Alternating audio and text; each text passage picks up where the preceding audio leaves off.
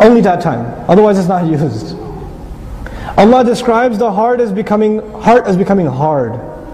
Becoming hard. Why? Because Allah says that the people became like the people of the book. What does that mean? They read the book. They recite the book. But they have no clue what's in it. They have no clue what's in it. They don't care.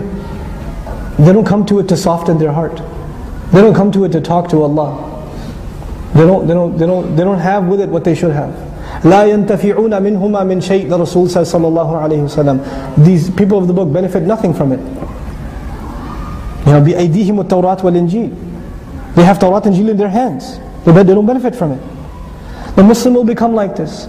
The Muslim will come to the Imam and say, Imam Sahib, I have a fever. Which surah should I recite?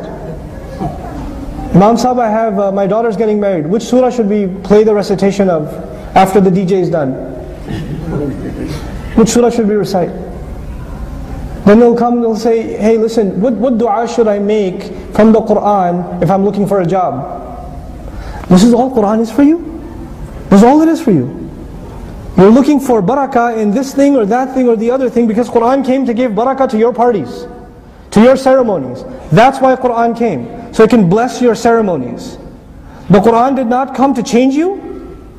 The Quran did not come to give you advice, to change you, to make you a different person, to earn your money differently. It didn't come for that. It just came so you hire some guy at your wedding, and he comes and recites Quran and women put napkins on their heads. That's why Quran came? That's what Quran is to you? Or Quran came so you can have decorated large ayat in your home? Big giant Surah Al-Asr inside your house next to the big screen TV? That's why it came? Quran came so you can hang it in the rear view mirror? Ayatul Kursi, because you don't have dual side airbags? That's why it came? What have we done with this Quran? What have we turned it into? This is a serious matter, folks. We're wrapping this book up and we're printing it in silk and we're having art exhibits with it. Allah gave us this message. People like spilled blood to change their lives according to this book. And now it's become a book that is just ceremonial. It breaks your heart. It just breaks your heart. We celebrate. I'm not blaming anyone. I'm not talking about your community. Do not say I was talking about your community. Listen to what I'm saying. We celebrate children memorizing the Quran. We celebrate it. And yet we don't cry when those children become adults and they still don't know what they're reciting. They still don't know what they're reciting. But we celebrate it every year. And when those kids are leading Taraweeh, the guy leading the prayer doesn't know what he's reciting. What do you expect from the congregation? The guy leading the prayer doesn't know. There's something wrong with that. That's not normal. That is not how things are supposed to be. We've done this. We've done this. And our kids, with the way we've given them an artificial relationship with the Quran. These kids, they memorize Quran and the biggest goal in their life is, man, I'm going to lead Taraweeh this year. Listen, Quran is not a trophy. Quran is not, you get a prize when you recite it. It's not. I met a couple of the kids that have memorized Quran and they're looking for places to lead Taraweeh. You know, Ramadan is coming. And they're like, hey, what do they pay? What does this one pay? What does that pay? What did you get for a prize at that masjid? They're already talking about what they're going to get when they lead the prayer. Now you're talking about getting paid to lead prayer. This stuff should bother us. This is what we've done with Quran. We've done this. Nobody else came and did this to us. Don't blame the government. Don't blame the corrupt this or that. We've done this with Allah's book. You don't think Allah will ask us about that? Well, how are we supposed to take this book? What is it supposed to mean to us? This book came to change my life. This book came to change your life. We have to remind ourselves of that. We have to remind our kids of that.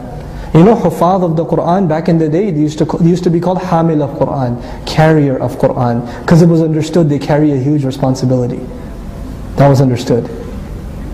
You know? And I'm not just picking on the kids that are memorizing Quran, it's not their fault. It's our fault that we don't teach them more. And we better. we'd better. It's our fault we don't teach our community. It's our fault.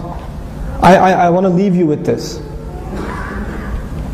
When I was in college, and I started learning Arabic, and then I started reading Quran, and I heard dars of Quran for the first time, I was very angry. I was angry. I was angry at the Ummah. How did they rob me? And I'm 18 years of age, born a Muslim. How did I never know what the Quran is? How come they never told me? How come they just expected I would just figure it out myself? How come they didn't tell me this book is the most important treasure I will ever have in my life? How come they never told me that 23 years of the most difficult struggle in human history, the struggle of Rasulullah sallallahu alaihi wasallam, the culmination of it was فَلْيُبَلِّغِ الشَّاهِدَ الْغَائِبِ بَلِّغُوا عَنِّي وَلَوْ آيَةً. Give on my behalf, even if you can give an ayah. Just give. Give an ayah on my behalf. Rasulullah sallallahu alaihi wasallam just wanted the world to know this book, and my own ummah didn't care to give it to me. My own people. We left it. We can't live like this. We can't go on like this. We'll pay the price. Recently I found out 1.5 million Ottomans, or Uthmanis, came to Ellis Island. 1.5 million immigrants had come to Ellis Island. 10,000 or less of their descendants are Muslim today. 1.5 million. Quran, guys. Quran.